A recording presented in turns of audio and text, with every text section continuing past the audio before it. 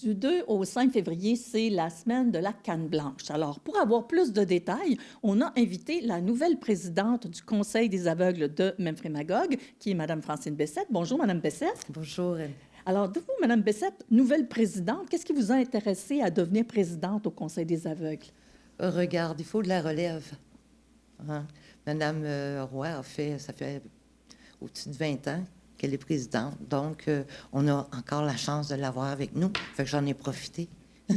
C'est ça. Oui, je tiens justement à profiter de cette occasion pour la remercier. Parce que Madame Roy a consacré son énergie, ses compétences, sa grande... connaissance, hein? Oui, puis son grand cœur de faire grandir l'organisation.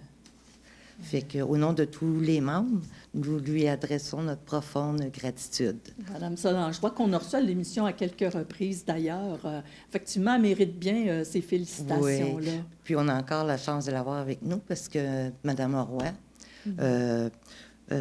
apporte son expertise à titre de vice-présidente et de trésorière. Ah, ça, c'est toujours pratique d'avoir des gens qui ont été là longtemps pour pouvoir justement nous épauler puis dire, bon, là, déjà fait, ça fonctionne, ça fonctionne moins.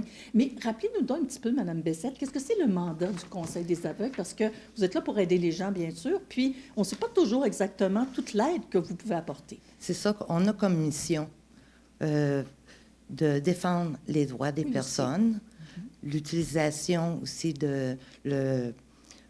promouvoir l'utilisation du pictogramme et puis créer un lien entre les personnes voyantes afin de briser l'isolement, bien important. Je tiens à vous dire que le Conseil, c'est un organisme à but non lucratif qui est fondé en 1960.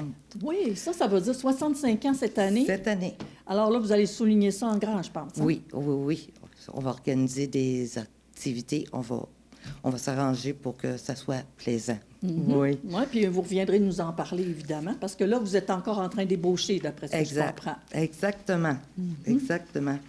Donc, c'est afin de briser l'isolement. Vous savez, l'isolement, c'est que l'objectif d'être le plus autonome possible. Oui, on veut tous rester autonomes. C'est ça, parce que les malvoyants, donc il faut qu'ils vivent avec une vision très basse. Donc, il faut qu'ils changent le mode de vie, changer la façon de penser. Surtout, là, apprendre à vivre avec, c'est ça qui est le plus difficile. Surtout si on a déjà eu une bonne vision, puis que là, pour toutes sortes de raisons, on l'a perdu. Parce qu'il y a des maladies de l'œil qui sont malheureusement... On ne peut pas traiter. Non, c'est ça. On ne peut pas. C'est ça. Exactement. Ça fait que pour sortir de l'isolement, bien, c'est d'entrer en contact avec l'organisme. On peut vous aider. Puis c'est ça. Parce que vous fournissez de l'équipement, mais vous organisez aussi des rencontres avec vos membres. À tous les mois, soit qu'on ait un déjeuner, dîner, conférence avec des personnes ressources, et puis on a des sorties culturelles. Le mois prochain, la cabane à sucre, les bouchettes de blé d'Inde. Regarde, on a plusieurs activités. Oui. Puis là, justement, dans le cadre de la semaine de la canne blanche, qu'est-ce que vous avez organisé? La semaine de la canne blanche, qui a lieu du 2 au 8 février, on a le 5 février un dîner-conférence avec des invités, là, Marie Sauvé et Daniel Bonin. Tous deux sont aveugles en passant.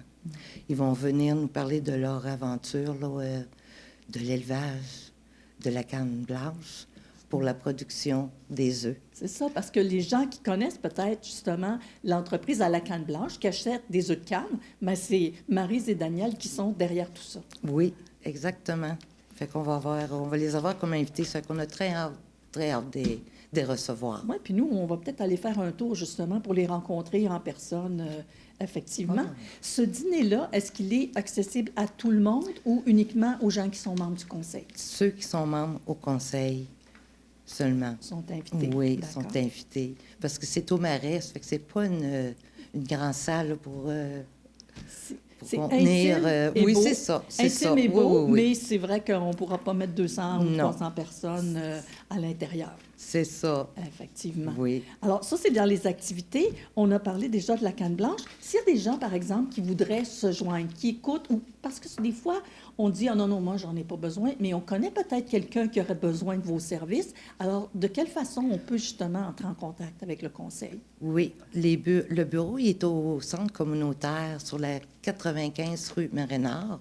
Diane Boivin, qui est notre directrice générale, va vous conseiller. Regardez, vous avez rien qu'à nous contacter au 819-868-0091. Et puis, on va mettre ça à l'écran aussi pour que les gens puissent le noter bien comme il faut.